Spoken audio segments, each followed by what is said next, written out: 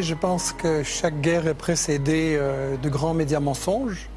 Et il faut, je pense, qui dans cette salle peut prétendre savoir tout ce qui se passe maintenant en Libye et avoir les preuves de tout ce qu'on nous a avancé.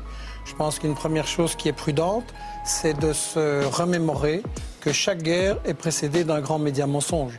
Quand les États-Unis ont attaqué le Vietnam, ils ont dit que c'est parce que 2 navires vietnamiens avaient attaqué leur flotte. Après, ils ont reconnu que c'était faux. Quand on a attaqué l'Irak, on a dit que c'est parce qu'il avait des armes de destruction massive, qu'il était complice d'Al-Qaïda ou toutes sortes de choses qui se sont avérées fausses. Quand on a attaqué la Yougoslavie, on a dit que c'est parce qu'il y avait un génocide au Kosovo. Un an après, j'ai eu un débat avec le secrétaire général, le porte-parole de l'OTAN. Il a dit non, on n'a pas dit ça, c'était faux. L'Afghanistan, on nous a dit que c'est parce qu'ils étaient responsables du 11 septembre. À chaque guerre, il y a un média mensonge. Après, on sait que c'est faux, mais le mal est fait. Et on sait aussi que ce sont des guerres qui poursuivent en fait d'autres objectifs et qui vont tuer beaucoup plus de gens que ce qu'on nous a dit. Je pense que ce serait important de prendre du recul, comme on vient de le faire, de remettre ça dans un contexte. Et justement, puisque vous m'avez fait l'honneur de m'inviter dans cette émission, qui est assez exceptionnelle, néanmoins, je pense que vous avez fait une erreur en m'invitant, parce que quand j'entends toutes ces choses-là, je me sens un peu un idiot. Ça fait déjà 10 fois qu'on m'explique la différence entre un bon arabe et un mauvais arabe. Et je dois être idiot parce que j'ai toujours pas compris. Quel est le critère pour l'Europe, pour les États-Unis, pour distinguer le bon arabe et le mauvais arabe? Si on songe naïvement, par exemple, c'est là où on organise des élections. Alors dans le monde arabe, il n'y en a pas beaucoup, effectivement, mais il y en a eu une. C'était en Palestine. Et qu'est-ce qu'on a fait? Le Hamas a eu 56%. Le cher président palestinien non élu ou pas réélu, qui est l'ami de l'Europe et des États-Unis, qu'est-ce qu'il a fait? Il a destitué le Premier ministre qui avait 56% et il a nommé un type qui en avait 2%. Alors là, on se dit, ça c'est un mauvais arabe, il ne respecte pas les élections. Non, c'est lui le bon arabe et ceux qu'on a bombardés, c'est les Palestiniens parce qu'ils avaient mal voté. Alors on peut essayer de trouver un autre critère. On peut dire par exemple, c'est la question des femmes. Et là, on peut dire oui, le Hamas sur la question des femmes, pas excellent. Mais je me souviens, pour avoir été en Irak, justement, pour voir les conséquences sur la population civile des bombes que votre camp avait lancées. Je me souviens qu'en Irak, il y avait peut-être beaucoup de choses qui n'allaient pas, mais il y avait une éducation et des soins de santé formidables. Et j'ai vu des femmes dans des ministères qui commandaient à des hommes et tout le monde trouvait ça normal. Comparé maintenant, donc, je me suis dit, ça c'est des bons Arabes. Non, les Irakiens, vous vous souvenez, Madeleine Albright disait, est-ce que ça vaut la peine que 500 000 enfants irakiens soient morts à cause du blocus et de l'embargo appliqué par les gens que vous admirez, les États-Unis, la France, etc. Elle a répondu oui. Donc les Irakiens qui avaient émancipé la femme, ce n'étaient pas les bons Arabes. Les bons Arabes, c'est par exemple l'Arabie Saoudite, où il est interdit à une femme d'aller, de faire des études, de voyager, d'aller à l'hôpital sans son mari, etc. Eh bien, je voudrais, mais je ne vais pas vous interrompre, mais je voudrais continuer ce point pour montrer qu'on est complètement dans l'hypocrisie et dans le deux poids et deux mesures.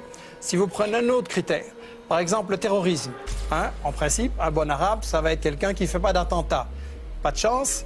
Il y a un certain Ben Laden qui a fait des attentats contre un gouvernement en Afghanistan sur lesquels on pouvait dire des choses, mais qui avait émancipé les femmes. Et là, on a, Ben Laden, mauvais arabe. Alors, non. Le gouvernement dont vous parlez, celui de Najibullah, qui était soutenu par les soviétiques. Exactement, dans les années 80 en Afghanistan. Et donc, on va dire Ben Laden, il fait des attentats, c'est un mauvais arabe. Ah non, il est aidé, financé par M. Carter, Brzezinski, etc. À l'époque. Donc, on dit Ben Laden, mauvais arabe. Bon arabe, puisqu'il fait des attentats financés par les États-Unis. Malheureusement, après, il fait les mêmes attentats contre les États-Unis. Et donc, le bon arabe devient un mauvais arabe. Si on prend maintenant la question actuelle, la question de la violence et de la répression. On nous dit Kadhafi a tiré sur les civils, on attend les preuves, on nous dit il y a 6 000 morts, puis c'est 2 000, puis c'est 200, puis etc. Je pense qu'il est impossible dans ce genre de situation. Les gens qui disent qu'ils ont un chiffre précis, c'est pour moi des charlatans. Mais de toute façon, il y a toute une série de satellites qui ont indiqué que ce n'était pas prouvé. Je pense qu'on ne les voit pas à la télévision, ça c'est sûr. Voilà, et on n'a pas ces choses, donc on le répète, on passe en boucle. Il faut se souvenir qu'il y a eu des médias mensonges avant. Il faut quand même se souvenir qu'avec Google maintenant, si je veux voir dans votre jardin la couleur de vos chaussures, je peux. et les États-Unis ne seraient pas capables de nous montrer les massacres de 6000 personnes qui ont eu lieu. Michel Collomb, vous savez bien que quand vous regardez sur Google dans mon jardin, c'est il y a 6 mois que vous voyez mon jardin. Non, c'est il y a 1 heure. Non, ça a changé alors. Parce Ouais, que ça a changé. J'ai regardé récemment mon jardin, c'était il y a 6 mois. Juste un point pour conclure ce raisonnement par rapport justement à ça. Admettons même que Kadhafi ait fait des choses. C'est certainement pas un tendre et c'est pas mon modèle de dirigeant pour un pays du tiers-monde. Mais il y a une chose quand même. Au moment où on fait cette résolution pour aller bombarder en Libye, et j'ai été en Irak, j'ai été en Yougoslavie, je sais ce que font les bombes et vos bombes françaises, vos bombes des États-Unis vont tuer des gens, des femmes, des bébés, des vieillards. Et ça, dans quelques jours, on va le voir et il faudra réfléchir à la responsabilité qu'on prend. Au même moment, qu'est-ce qui se passe au Yémen? Il y a des massacres épouvantables de manifestants civils qui, ceux-là, sont vraiment désarmés. Et qu'est-ce qu'on fait? Les États-Unis et la France aident le Yémen. Il se passe au Bahreïn des choses épouvantables où on tire directement sur des manifestants désarmés. Et qu'est-ce qui se passe? Ce sont les États-Unis qui l'ont organisé en envoyant 2000 Saoudiens pour aller tirer sur les manifestants désarmés. Alors je m'excuse, si on veut changer de régime, si on veut mettre fin à certaines dictatures, eh bien je peux fournir à M. Sarkozy et à Obama l'adresse où se trouve le roi Fahd et ils n'ont qu'à commencer par celui-là. Seulement, évidemment, celui-là, c'est leur ami, il leur dit merci. Et le bon arabe, finalement, dans toute cette définition, c'est l'arabe qui est à genoux, qui donne son pétrole aux États-Unis. Et celui-là, il pourra traiter les femmes en esclaves, commettre des tortures, du terrorisme. Celui-là, on lui fera rien parce qu'il dira toujours merci aux États-Unis et à M. Sarkozy. Merci.